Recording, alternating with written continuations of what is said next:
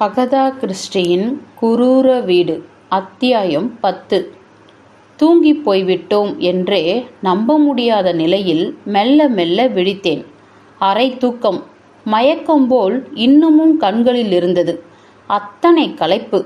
அப்பொழுது ஏதோ பூவின் நறுமணம் என் மூக்கை துளைத்த வண்ணமாயிருந்தது.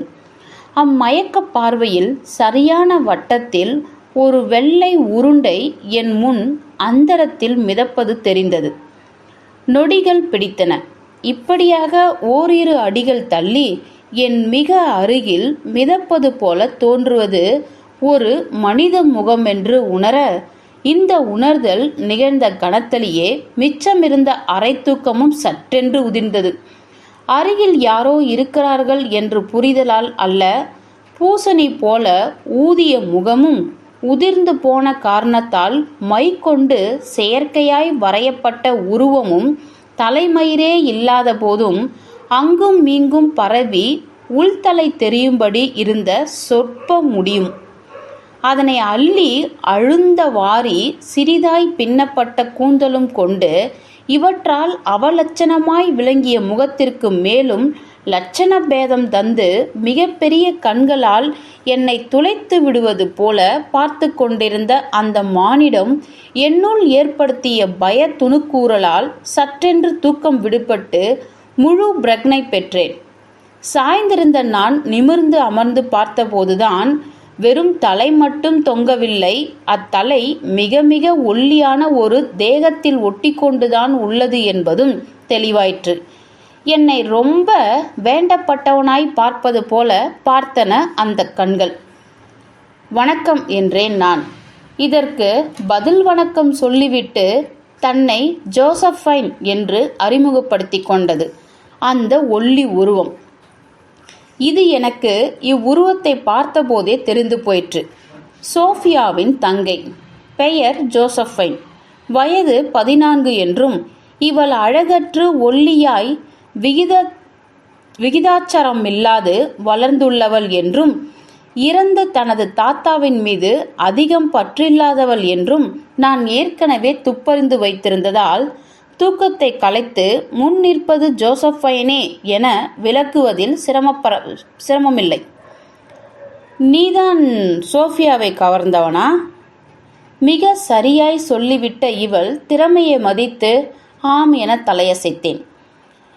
என்னை ஒருமையில் அழைத்ததை சட்டை செய்ய தோன்றவில்லை.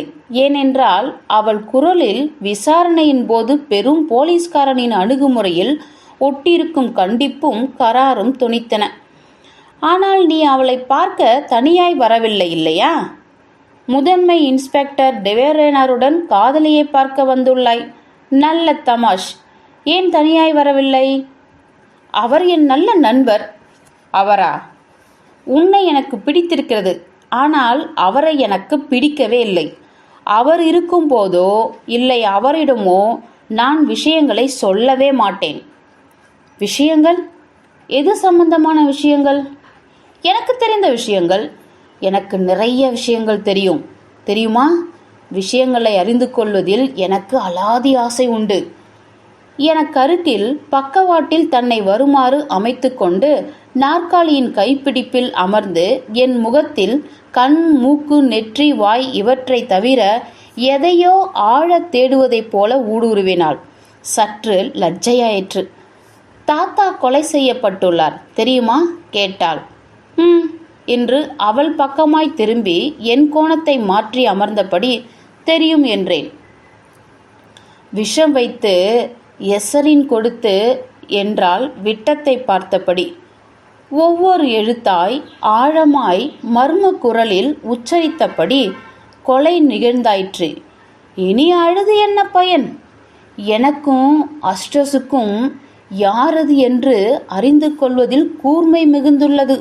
அதிலும் எனக்கு மிக அதிகமாய். ஒன்று தெரியுமா?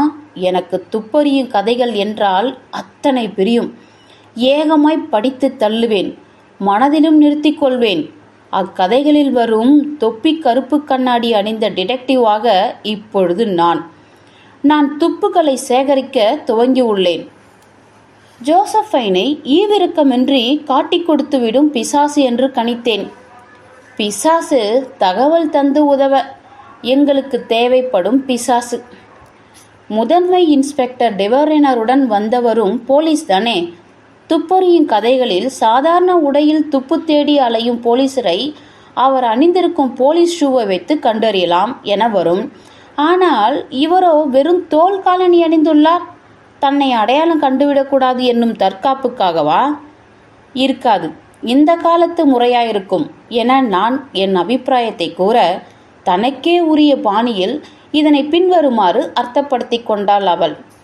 ஆமாம் ஆமாம், மாற்றங்கள் மாற்றங்கள் மாற்றம் இல்லாதது உலகா? இங்கும் கூட, இந்த வீட்டிலும் கூட இப்பொழுது விதவிதமாக மாற்றங்கள் நிகழப்போவதாய் கண்டுபிடித்து உள்ளேன் தெரியுமா என்றாள்.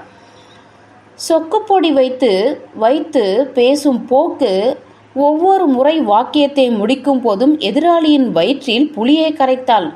ஆமாம் சார்லஸ், உனக்கு தெரியாது.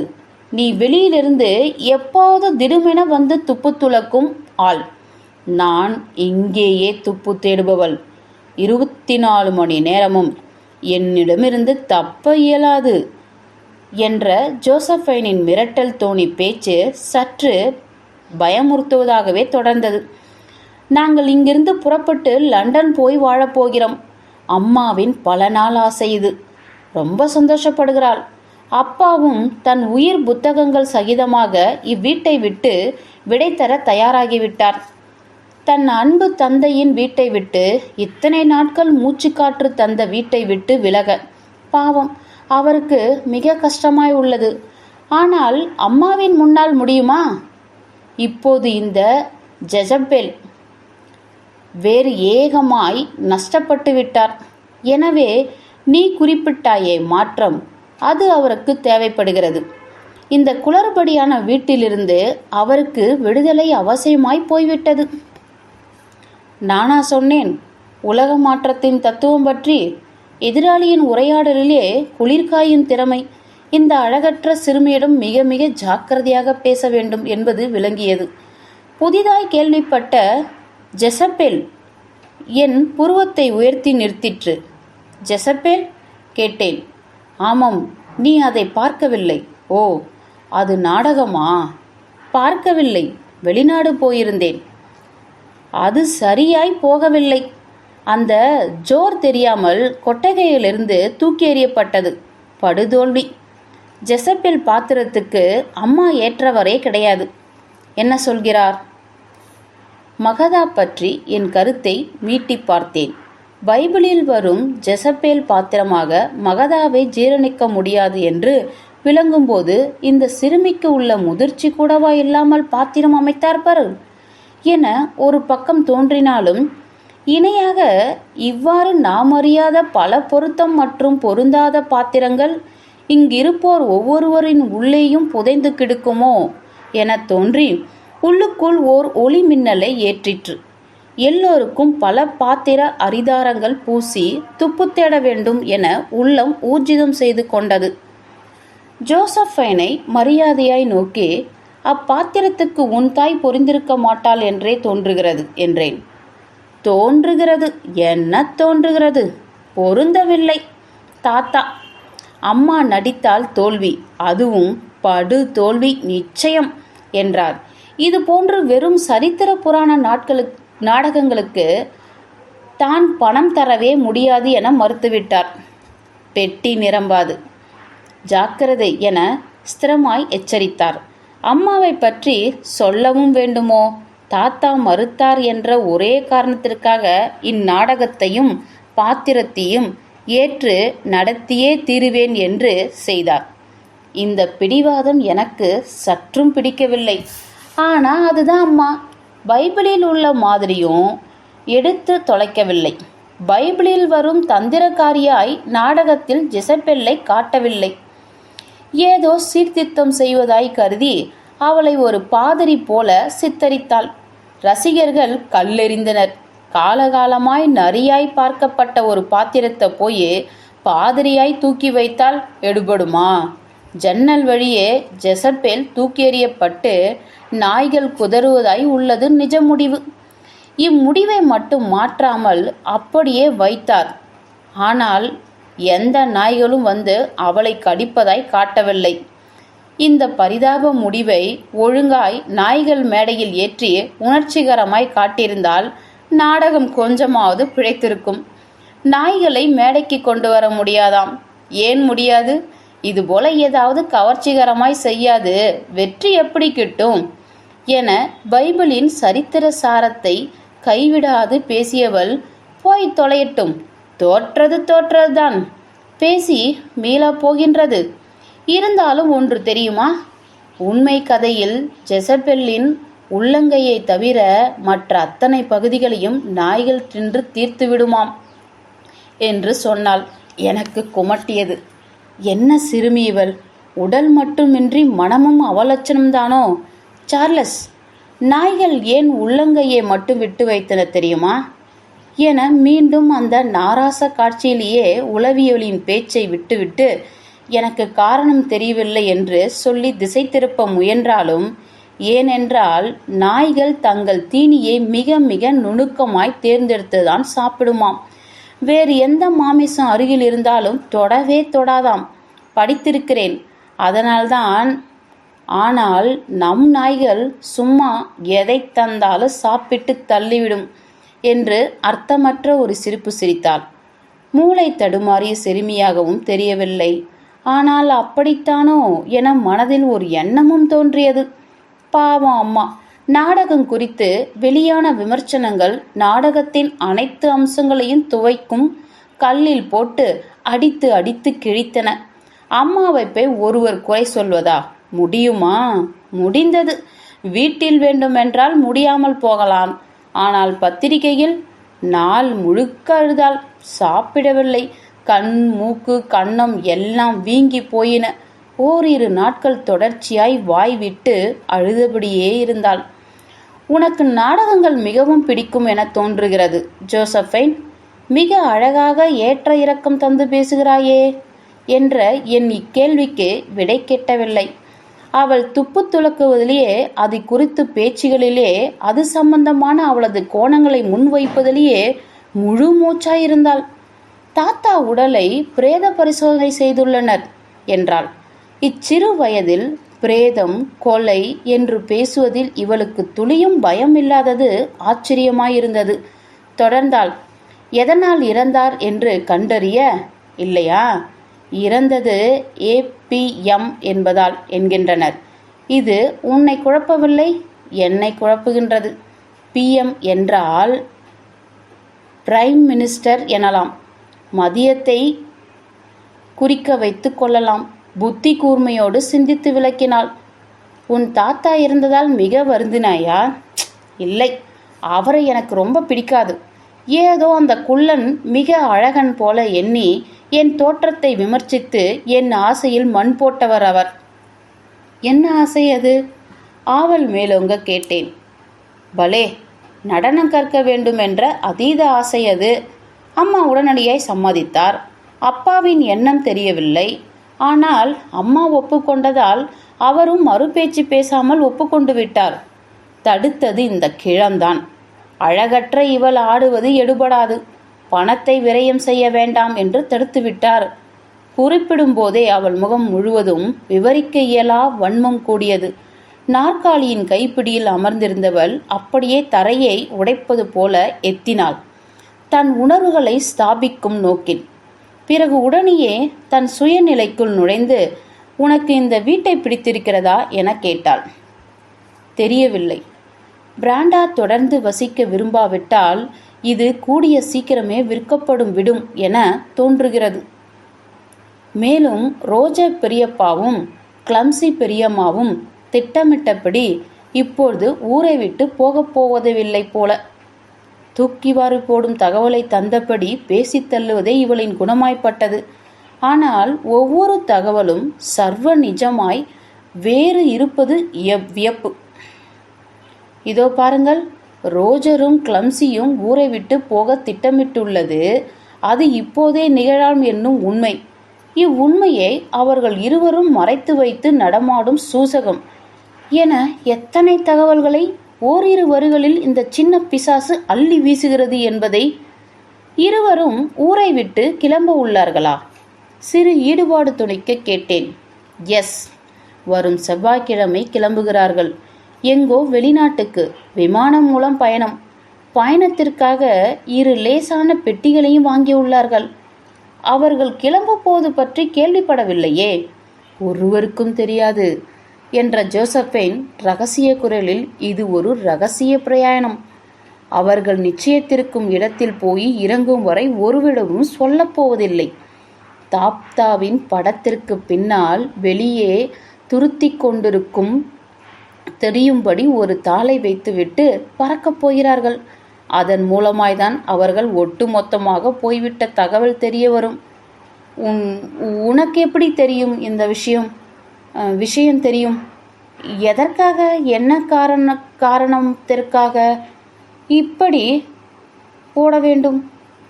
நடப்பது கனவா நிஜவா என்னும் பரிதவிப்பில் என் வயதில் பாதி கூட இல்லாத சிறுமியிடம் போய் தட்டு தடுமாறி கேட்டேன். என்னை கண்களால் எடை போட்டு பார்ப்பது போல பார்த்தாள். கொஞ்சமாய் தெரியும். லண்டனில் உள்ள ரோஜரின் அலுவலகம்தான் அவர் குடும்பமே தலைமறைவாவது போல ஓட காரணம் என என் மோப்ப மூளை சொல்கிறது. மேலும் ஒரு சந்தேகம், ஆனால் நிச்சயமாய் தெரியவில்லை.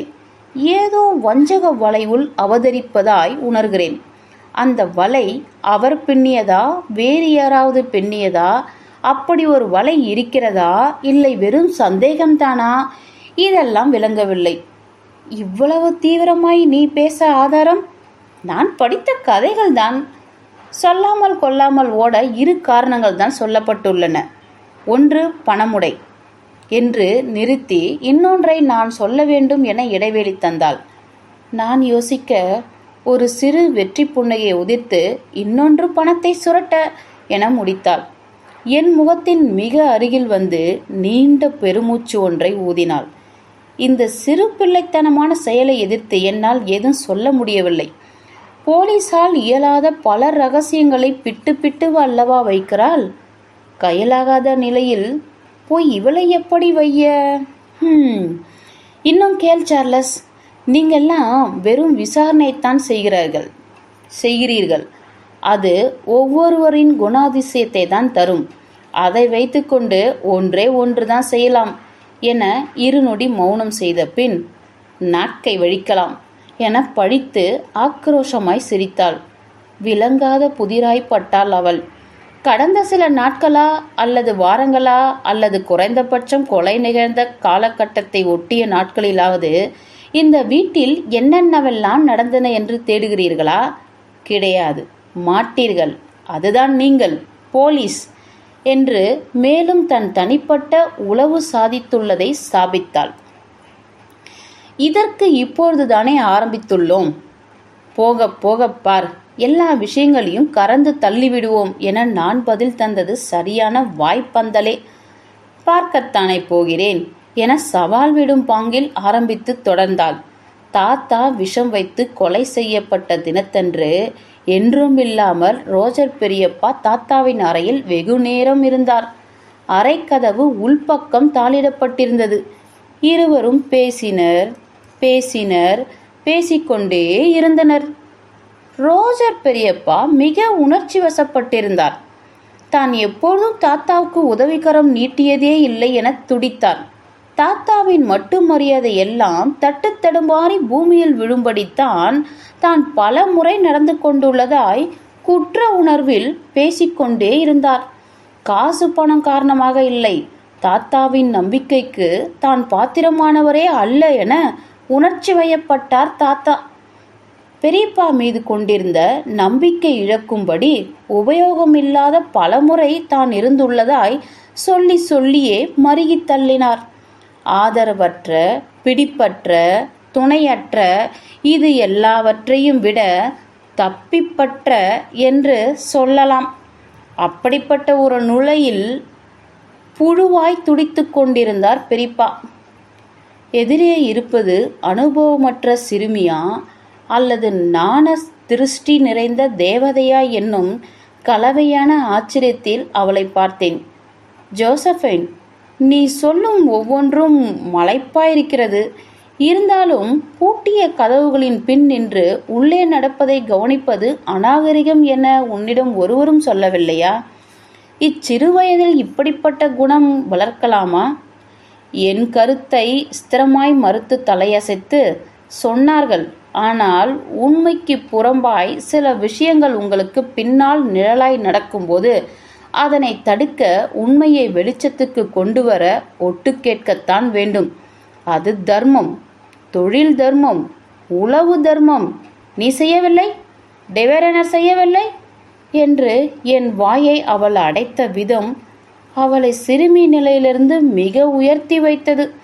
எங்களுக்கு மிக முக்கிய உதவிகரம் ஜோசப்பைன்.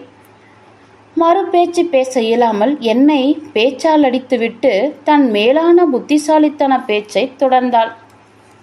என்ன பதிலையே காணோம்?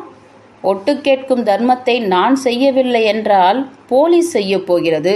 அதுவும் எப்படி? ஆள் இல்லாத போது ஆள் இல்லாத அறைக்குள் நுழைந்து மேஜையை திறந்து இருக்கும் கடிதாசிகளை எல்லாம் படித்து அவரின் தனிப்பட்ட ரகசியங்களை அறிந்து என்ன பிரயோஜனம் இவற்றால்?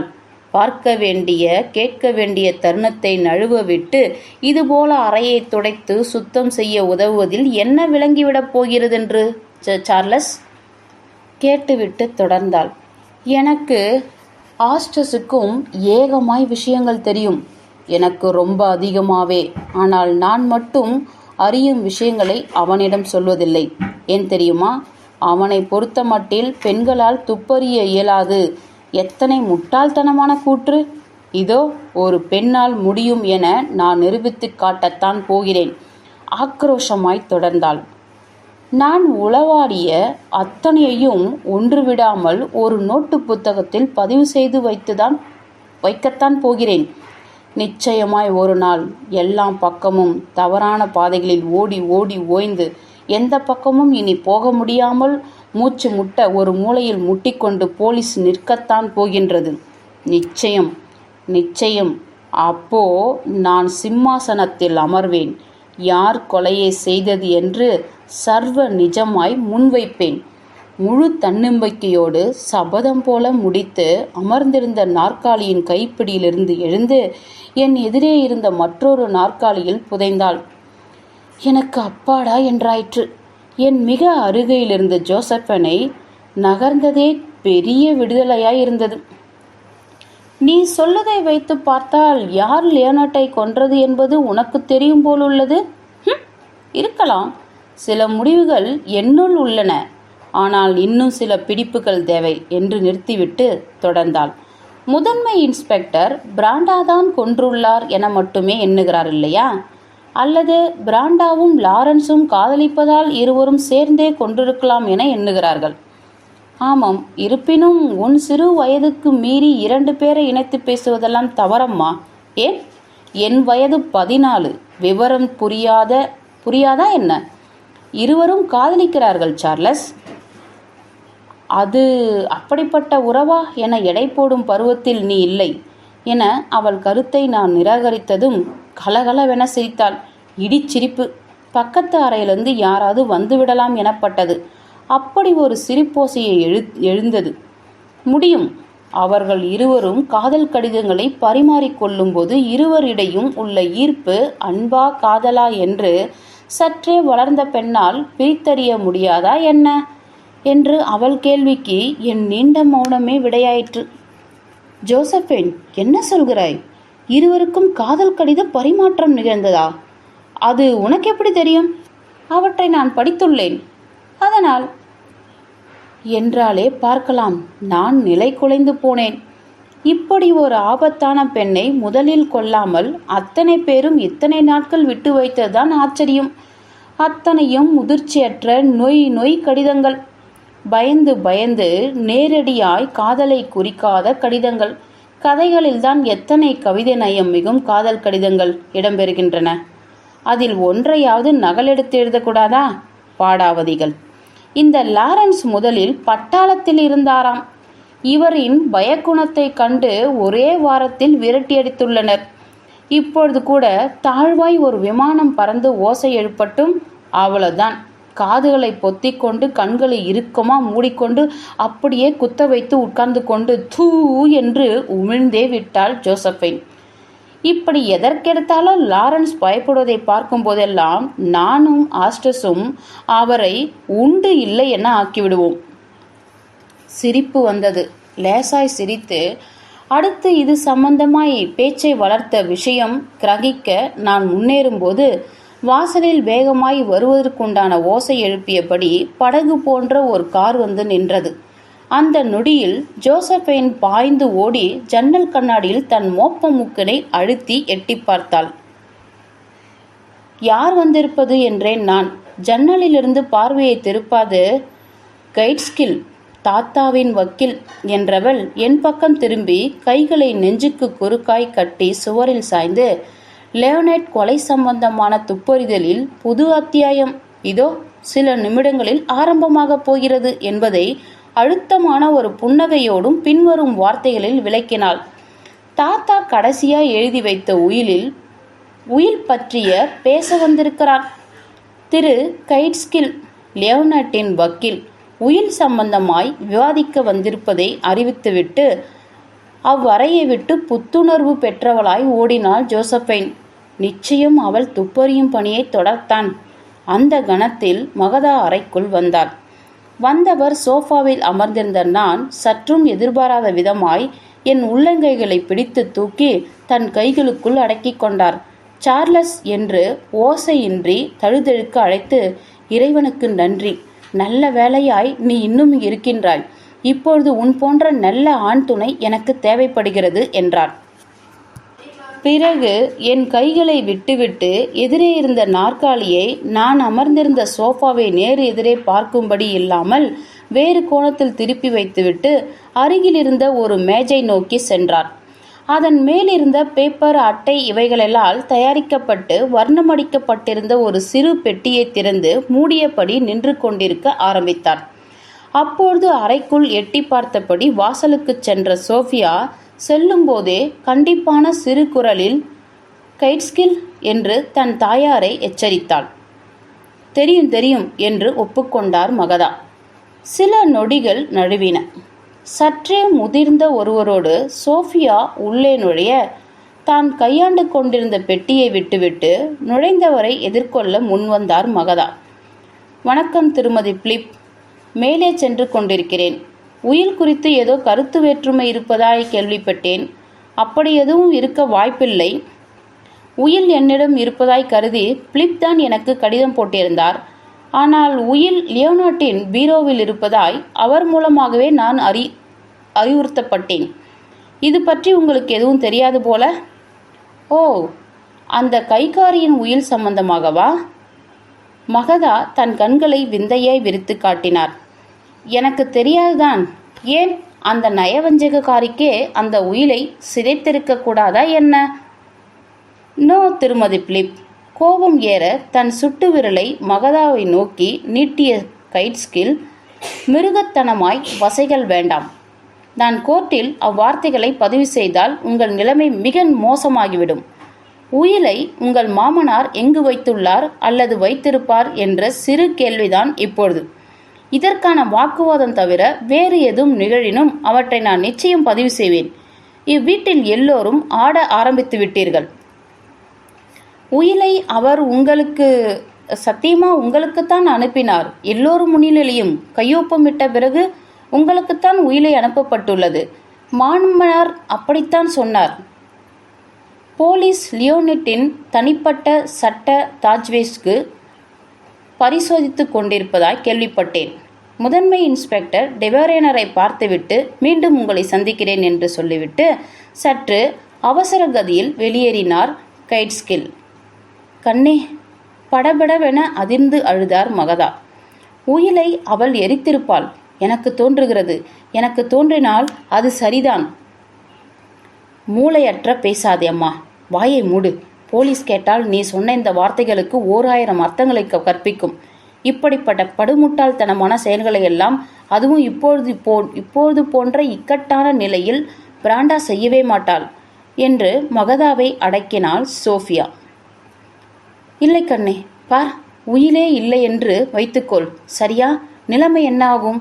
அத்தனை சொத்தும் மனைவியான அவளுக்கே போய்விடும் இல்லையா? ஒரு குண்டுமணி கூட நமக்கு மிஞ்சாது இல்லையா? அதுதானே சட்டம். அதனால்தான் சொல்லுகிறேன் என்று ஆர்ப்பரிக்க ஆரம்பித்த மகதாவை ஷ், கைட்ஸ்கில் மீண்டும் வருகிறார் என்று சோஃபியாவின் பய வார்த்தைகள் அடக்கின. கைட்ஸ்கில் மறுபடியும் வந்தார். அவருடன் டெவோரேனரும் தொடர்ந்து பிலிப்பும் வந்தனர். கைட்ஸ்கில் காலம் தாழ்த்தாமல் ஆரம்பித்தார். மறைந்த லியோனைட்ஸ் வங்கி லாக்கரில்தான் உயிலை வைத்ததாக பிலிப் மூலம் அறிகிறேன். டெவோரேனர் திட்டவட்டமாய் மறுத்து தலையசைத்து, கிடையவே கிடையாது. நான் வங்கி மேலதிகாரிகளிடம் பேசியாயிற்று. லியோனைட்டின் எந்த தனிப்பட்ட தஸ்தாவேஜுகளும் அங்கில்லை. சில கடன் பத்திர பாதுகாப்பு ஆவணங்கள் மட்டுமே அங்குள்ளன என்றார். அதற்குள் அங்கு வந்திருந்த ரோஜர், எடித், சோஃபியா ஆகியோரை பார்த்து, தயவு செய்து யாராவது ஃபோன் செய்து அந்த வங்கியிலிருந்து இது சம்பந்தமா பேச ஒரு அதிகாரியை வர சொல்லுங்களேன் என்றார் பிலிப். ரோஜர் மறுத்தார். முட்டாள்தனம் என அடித்து சொன்னார். நம் முன் தான் அப்பா உயிலில் கையொப்பமிட்டார். உடனேயே கையெழுத்திட்ட அந்த உயிலை மறுநாளே வக்கீலுக்கு அனுப்பப் போவதாய் தான் சொன்னாரே ஒழிய வங்கியில் போட்டு பூட்டப் போவதாய் சொல்லவில்லை. கைட்ஸ்கில் இடைமறித்தார். அது சென்ற வருடம் நவம்பர் 24 உயில் எப்படியெல்லாம் இருக்க வேண்டும் என அறிவுறுத்தியிருந்தாரோ அதன்படியே உயிலை எழுதி லியோனட்டின் ஒப்புதலுக்கு அனுப்பியிருந்தேன். அது தேவையான திருத்தங்கள் செய்யப்பட வேண்டிய உயிலின் நகல். எந்த திருத்தமும் இன்றி நகலை ஏற்றுக்கொண்டால் லியோனைட் இப்படியான தன் கருத்தை குறிப்பிட்டு உயிலின் நகலையும் எனக்கு அனுப்பியிருந்தார். நான் ஓரிரு நாட்களில் இறுதியான உண்மையான உயிலை தயார் செய்து அவர் கையொப்பத்திற்காக அனுப்பி வைத்தேன். ஒரு வாரமாகியும் அவரும் சாட்சிகளும் கையொப்பமிட்ட இறுதி உயில் எனக்கு வரவே இல்லை. எனவே அவரை தொடர்பு கொண்டு ஏதேனும் மாற்ற வேண்டி நிறுத்தி வைத்துள்ளாரா என கேட்டேன். அப்படி ஒன்றும் இல்லை, உயிலில் முழு திருப்தி என்றார். மேலும் கையொப்பம் விட்டுவிட்டு வங்கிக்கு அனுப்பவிடப் போவதாகவும் நான் இனி இது பற்றி சிந்திக்க வேண்டாம் என்றும் கூறினார். ரொம்ப சரி என்றார் ரோஜர். சற்றே ஆசுவாசமானவராய், சென்ற வருடம் நவம்பரின் இறுதி என்பது சரிதான். என்ன சொல்கிறாய் பிலிப்? அப்பொழுதுதான் நம் அனைவரையும் அழைத்து உயிலை உறக்க நமக்கு படித்து காண்பித்தார். டெவேரனர் பிலிப் நோக்கி திரும்பினார். என்ன பிலிப், ரோஜரின் நினைவுகளோடு உங்கள் ஞாபகம் ஒத்துப்போகின்றதா? ஆமாம் என்றார் பிலிப். மகதா, சோஃபியா என அங்கிருந்த அனைத்து குடும்ப அங்கத்தினரும் ஒப்புக்கொண்டனர். உயிலின் சாராம்சம் என்ன என்று கேட்டார் டெவேரனர். இங்குதான் கொலையாளி பதுங்கியிருக்கிறான். இருந்தும் சற்றும் அதிராமல், கோபப்படாமல், துரிதம் காட்டாமல் விஷயங்களை மட்டும் கிரகிக்கும் ஓர் இயந்திரமாய் டெவேரனர் செயல்படுவது எனக்கு பிரமிப்பாயிருந்தது. இந்த அணுகுமுறையால் தான் இங்குள்ள அனைவரையும் ஒரு பய கட்டுக்குள் அவரால் வைக்க முடிகின்றது. என் பிரமிப்புக்கு இடையில் முதன்மை இன்ஸ்பெக்டரின் கேள்விக்கு சட்ட அறிவு கொண்ட கோவையாய் பதில் தர கைட்ஸ்கில் வாய் திறக்கும் முன் ரோஜர் அவசர கதியில் பேச ஆரம்பித்து விட்டார். அது ஒரு அழகிய உயில், யாரும் மறுப்பு கூற இயலாத முதிர்ச்சியான உயிலும் கூட. இறந்து போன இரு பிள்ளைகளின் எலக்ட்ரா, ஜாஸ் பங்கும் அப்பாவிடமே வந்துவிட்டன. ஜாய்ஸுக்கும் ஒரு மகன் உண்டு. ஆனால் போர் முனையில் அவன் இறந்துவிட்டதால் அப்பங்கு அவன் தந்தைக்கு சென்று மீண்டும் அப்பாவிடமே வந்துவிட்டது. பிலிப், நான் உங்கள் குழந்தைகள் மட்டுமே பங்குதாரர்கள். இதனை புரியும்படி விளக்கினார் அப்பா. 50,000 பவுண்டுகளை எடித் சித்திக்கு எழுதினார். பிராண்டாவுக்கு 1,00,000 பவுண்ட் பணம், இந்த வீடு ஆகியவை. மீதி இருந்த சொத்தினை 3ஆய் வகுத்தார். ஒன்று என் குடும்பத்திற்கு, இன்னொன்று பிலிப் குடும்பத்திற்கு, 3வது பகுதியை மேலும் 3ஆய் வகுத்து சோஃபியா, ஆஸ்டஸ், ஜோசபின் ஆகிய பேரப்பிள்ளைகளுக்கு விட்டு வைத்தார்.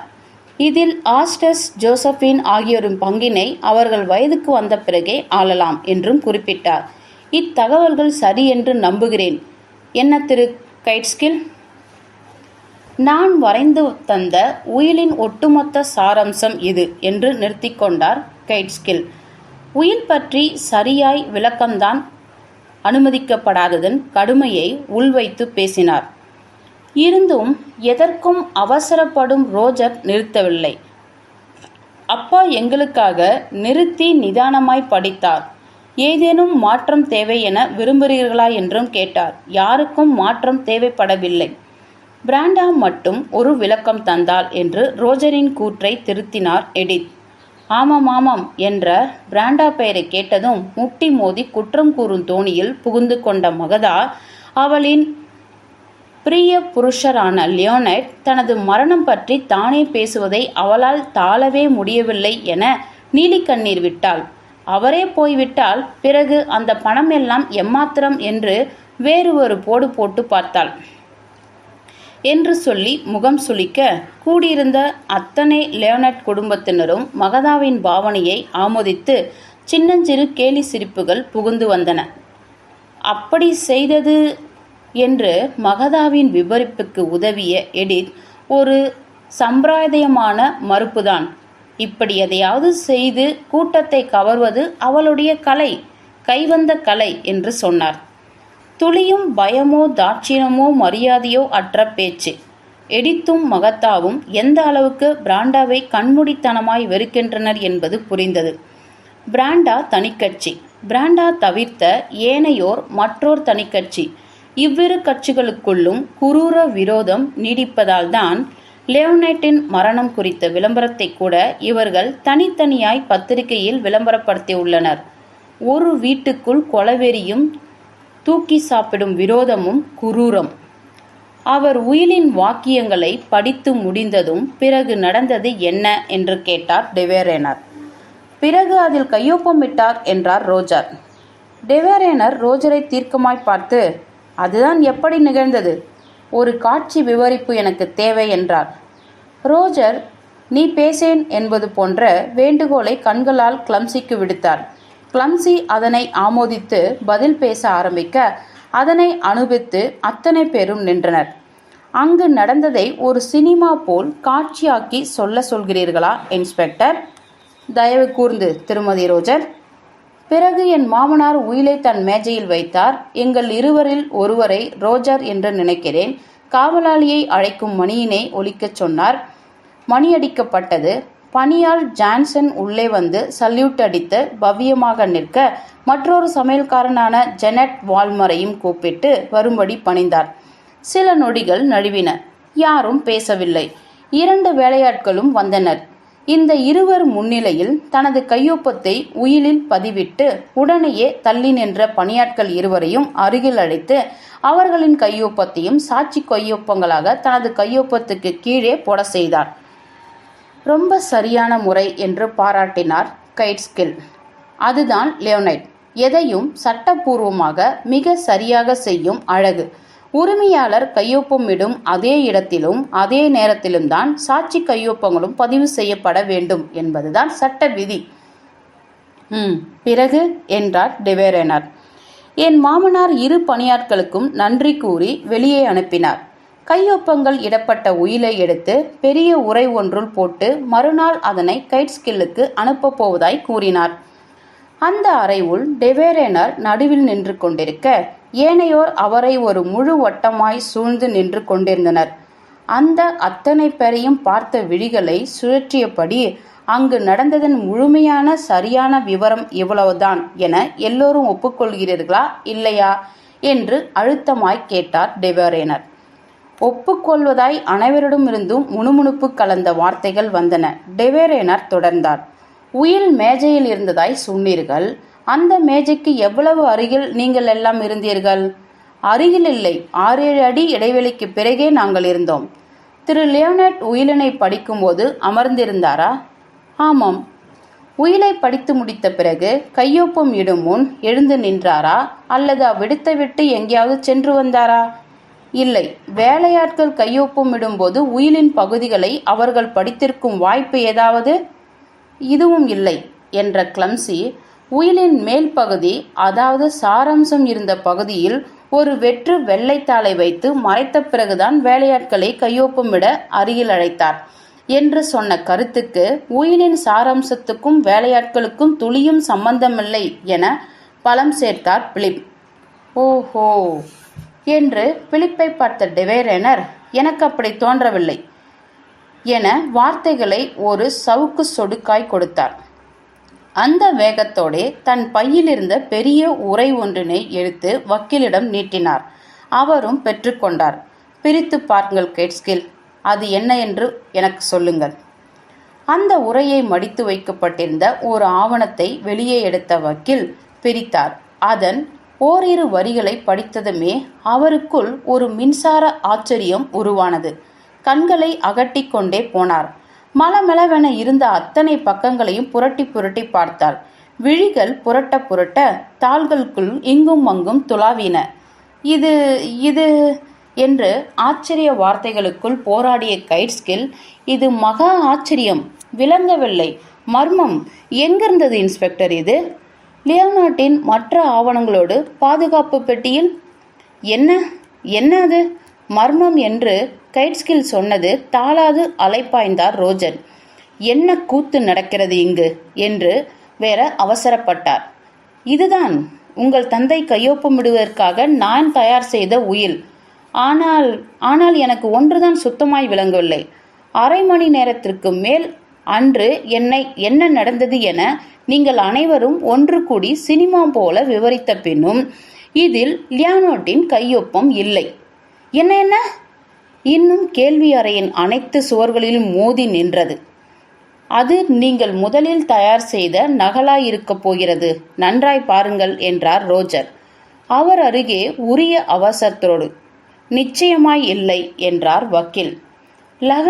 நகலை லியோனைட் எனக்கு அனுப்பிவிட்டார். பிறகு நிஜ உயிலை, அதாவது இதோ இந்த என் கையிலிருந்த உயிலை ஆள்காட்டி விரலால் குத்தி காட்டி பேசினார். இந்த உயிலை தயார் செய்தேன். அவரின் கையொப்பத்துக்கும் அனுப்பி வைத்தேன். உங்கள் அனைவரின் சாட்சியின்படிதான் உயில் கையொப்பமாகியுள்ளது. சாட்சிகளும் தங்கள் கையொப்பங்களை பதித்துள்ளனர். இருப்பினும் இதோ கையொப்பங்கள் இல்லை. இது சாத்தியமே கிடையாது, நடந்திருக்கவே இயலாது என இதுவரை நான் கண்டிராத அளவுக்கு முதலாய் உணர்ச்சிவசப்பட்டு குரல் எழுப்பினார் பிலிப். அறையில் இருந்த ஒவ்வொரு முகத்திலும் ஓங்கி அறைந்தார் போன்று மூர்ச்சையாகி நின்றனர், டெவேரேனர் தவிர. உங்கள் தகப்பனாரின் கண் பார்வை எந்த அளவு நம்பகத்தன்மை வாய்ந்தது என்று தன் உளவு பணியில் தொடர்ந்து பயணித்தார் முதன்மை இன்ஸ்பெக்டர். கண் பார்வை மந்தந்தான்.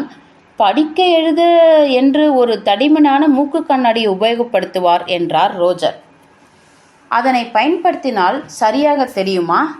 ஆமாம் என்றுதான் நினைக்கிறேன். என்று யாரேனும் ஆட்சேபிக்கிறீர்களா என ஒருமுறை சுற்றுமுற்றும் பார்த்துவிட்டு, கண்ணாடி போட்டு கொண்டு விட்டால் தாள்களை படிப்பதில் சிரமமில்லை எனத்தான் சொல்கிறார் என்றார் ரோஜர். உயில் கையொப்பமான நேரத்தில் கண்ணாடி அணிந்திருந்தார். கையொப்பமிட்டு முடியும் வரை முழுவதும் மூக்கு கண்ணாடியை அணிந்த வண்ணம்தான் இருந்தார். என்ன, சரிதானே என்று மற்றவர்களை பார்க்க சரியே என பச்சை கொடி காட்டினர் கிளம்சி. நிச்சயப்படுத்தி சொல்லுங்கள். உயில் லியோனேட்டால் கையொப்பமாகும் வரை ஒருவரும் மேஜை அருகே, அதாவது உயிலை தொடவோ பார்க்கவோ கூடிய அருகாமை தூரம் வரை செல்லவில்லை இல்லையா என்று டிவேரேனரை வியப்பும் மரியாதையும் கலந்து பார்த்தேன். கேள்வி தேவையானதோ தேவையற்றதோ அது இரண்டாம் பட்சம். ஆனால் முக்கியத்துவம் வாய்ந்தது என்பது போல எத்தனை பயமுறுத்தும் வார்த்தைகளை இட்டு நிரப்பி சட் சட் என்று கேட்கிறார். அந்த காட்சியை பேசாமல் வீடியோ படம் எடுத்து வைத்திருக்கலாம். அப்பொழுதுதான் இது போன்ற கேள்விகளுக்கு பதில் தர முடியும் என்ற மகதாவின் விவஸ்தையற்ற பதிலுக்கு அத்தனை பேரும் அவளை எரிப்பது போல பார்த்தனர். அவள் அருகில் இருந்த சோஃபியா மகதாவின் கையை நாசுக்காக பிடித்து கிள்ளி வாயடைத்து நில் என உணர்த்தினாள். பின் ஒருவர் கூட மேஜையை நெருங்கவில்லை என்பது நிஜம். எல்லாம் முடிந்து உறையுள் போடும் வரை தாத்தா அமர்ந்தே இருந்தார் என்றாள் சோஃபியா. இதோ இப்பொழுதிருக்கும் இதே நிலையில், அதாவது அறையின் நடுவில்தான் மேஜை இருந்ததா, அல்லது அதோ அங்குள்ள ஏதாவது ஒரு ஜன்னல் அருகிலோ கதவு அருகிலோ இருந்ததா? இதே இடத்தில்தான் இருந்தது. இந்த உண்மை உயிலை எடுத்துவிட்டு மாற்று உயில் வைக்கப்பட்டிருக்குமா என்னும் சாத்தியக்கூறுகளை ஆராய்கிறேன். அதனால்தான் இத்தனை கேள்விகள். உயில் மாற்றப்பட்டுள்ளதே என்ற டிவேரேனரின் தனி ஆவர்த்தனத்துக்கு பதில் யாரும் தரவில்லை. தான் வாய்விட்டு படித்த உயிலில் கையொப்பமிடுவதாய்தான் திரு லியோனைட் நம்பியிருக்கிறார் என்றவர், ஆனால் நிகழ்ந்திருப்பது வேறு என்பதை சொல்லாமல் விட்டு வைத்தார். கையொப்பங்கள் அழிக்கப்பட்டிருக்குமா என்ற ரோஜருக்கு, இல்லை ரோஜர், அழித்ததற்கான அடையாளம் என்று இயலாது. வேண்டுமென்றால் வேறொரு சாத்தியக்கூறு தென்படுகிறது. இதோ இந்த உயில் இருக்கிறது பாருங்கள். இது லியோனார்ட் கையொப்பம் வேண்டி கைட்ஸ்கில்லால் அனுப்பப்பட்ட உயிலாய் இருக்காது என்றார் டெவேரேனர். உடனேயே தாமதமின்றி, உங்கள் ஐயப்பாட்டுக்கு எதிராய் என்று துவங்கிய கைட்ஸ்கில், என் உயிர் மீது சத்தியமிட்டு சொல்வேன், இதுதான் நான் தயார் செய்த உண்மை உயில் என்றார். இதோ உயிலின் இடது மூலையில் ஒரு சிறு மடிப்பு தெரிகிறதா? உற்று நோக்கிலார் ஓர் ஆகாய விமானம் போல் நினைக்க வைக்கும். இந்த மடிப்பினை நான் அனுப்பிய உண்மை உயிலில் கவனித்தேன். எதேச்சையாகத்தான், ஆனால் அது இப்பொழுது நினைவுக்கு வருகிறது என முடித்தார். உணர்ச்சியற்ற முகத்துடன் ஒருவரை ஒருவர் பார்த்து கொண்டனர்.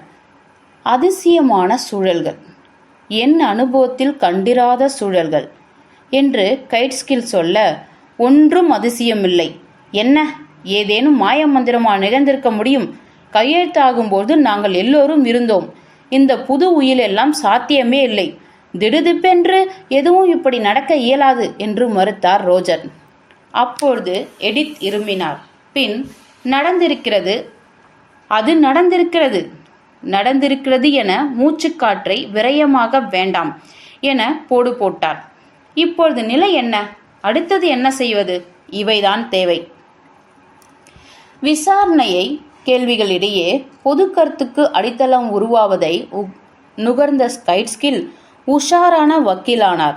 இப்பொழுது வழக்கு நிற்கும் நிலையிலேயே மிக ஜாக்கிரதையாக பரீட்சிக்க வேண்டும் என பிடிப்பற்ற பட்டும் படாத பதில் தந்தார். இந்த ஆவணம் என் கையிலிருந்து உயிலை குறிப்பிட்டு, இது முந்தைய பல ஆவணங்களையும் தாஸ்தவேஜுகளையும் கிளறும். சட்ட ரீதியா நினைவில் கொள்ள வேண்டிய விஷயம் இது.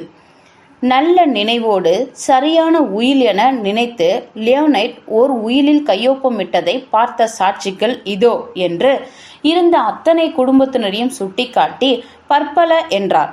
லியோனைட் கையெழுத்திட்டது உண்மை உயில் அல்ல என்பதை கவனமாய் குறிப்பிட்டார். சட்ட பிரச்சனை எழும். கை கடிகாரத்தை பார்த்த டெவேரேனர், ஓ, மதியம் கடக்கப் போகின்றது. உங்கள் அனைவரையும் மதிய உணவிலிருந்து பிடித்து வைத்துள்ளேன், மன்னிக்கவும் என்று மிக அழகாக இந்த உரையாடல் போதும் என்பதை உணர்த்தினார்.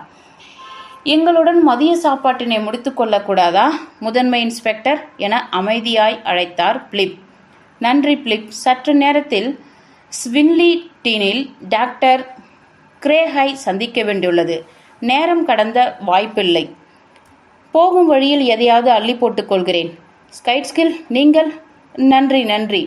டெவேரனுடைய செல்ல வேண்டிய நிர்பந்தம். அவரிடம் சில விஷயங்களை உடனடியாக கேட்க வேண்டியுள்ளது. ரகசியம், விட்டால் மனிதரை பிடிக்க முடியாது என நழுவினார் வக்கீல். இருவரும் கிளம்ப எல்லோரும் வழி அனுப்பினர். நான் சோஃபியா பக்கம் விரைந்தேன். முணுமுணுத்தேன். இருக்கட்டுமா, கிளம்பட்டுமா? போ என்றாள் சோஃபியா. அப்படியே அரைந்து விடலாம் என வந்தது. போடி என்னும் வேகத்தில் புறப்பட்டு வெளிவாசல் சென்றிருந்த இரு அதிகாரிகளுடன் இணைந்து கொண்டேன். அப்பொழுது பக்கவாட்டில் திறந்திருந்த ஒரு கதவினை பிடித்து கொண்டு உள்ளும் வெளியுமாக ஆடிக்கொண்டிருந்த ஜோசப்பினை கவனித்தேன். என்னை பார்த்து விஷமமாய் சிரித்தாள். எது குறித்தோ மிகவும் குதூகலம் அடைந்துள்ளதாய் புரிந்தது. எதை குறித்து? அவளை நெருங்கி நின்றேன். அப்பொழுது என்னிடம் முட்டாள், போலீஸ் என்று சொல்லி அதே விஷம சிரிப்பு சிரித்தாள். வெளியே வந்த சோஃபியா, இங்கு என்ன வேலை உனக்கு ஜோசப்பைன் என மிரட்டினாள். சமையல்காரிக்கு ஒத்தாசை செய்து கொண்டிருந்தேன். இங்கேயா? வராண்டவேலா? சமையல் காட்டு எங்கு உள்ளது? நீ எங்கு நின்று கொண்டு சமையலுக்கு உதவுவதாய் சொல்கிறாய்? என்ன?